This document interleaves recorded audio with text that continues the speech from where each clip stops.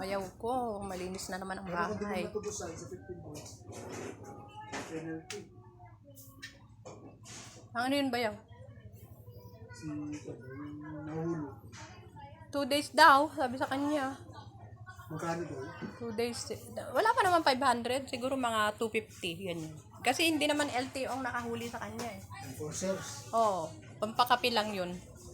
Ayan. Joke lang. Sabi ko nga, ba't di ka pa dumiretso doon? Sabi mo, wala ka pang kita. Wala, kaya magkatira ka. Hindi katwiran yung ganun.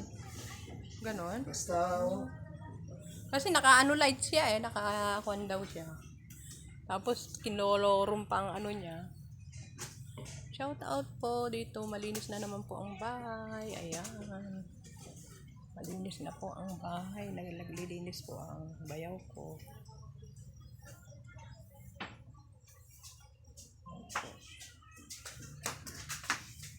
Okay na dito? oo, tapos na. Hindi ka pwede mag-ganun. Tama na, tapos na.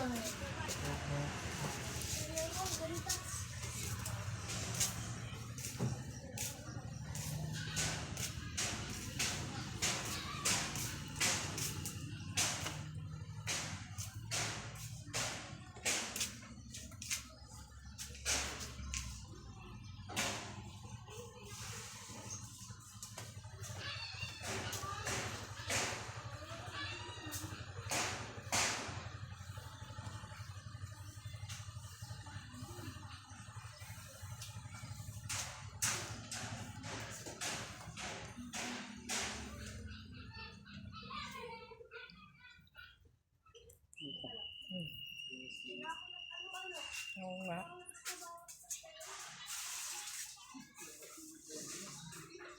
Sabi mo.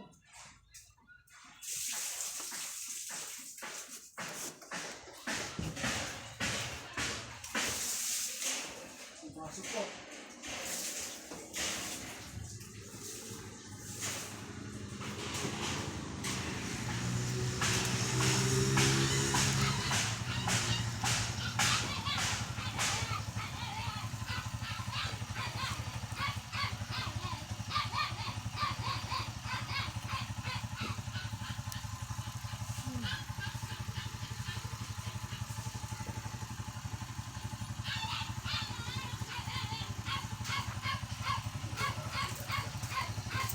Grabe pong init dito, grabe po.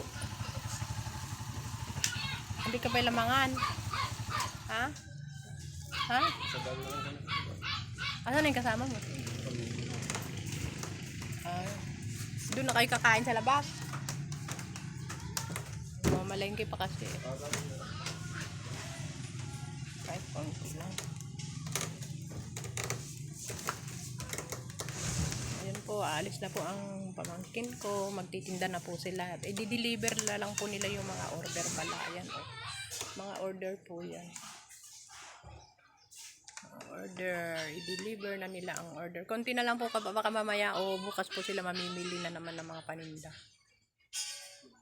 Shout out na lang po sa aking channel, Honeybeng Vlog po. Please subscribe po my channel at yung account ko po na ito na Raquel Palihon.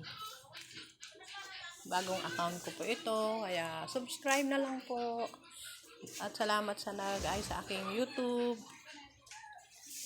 Sabi po niya sa akin ay ituloy-tuloy ko lang po ang upload na lang po.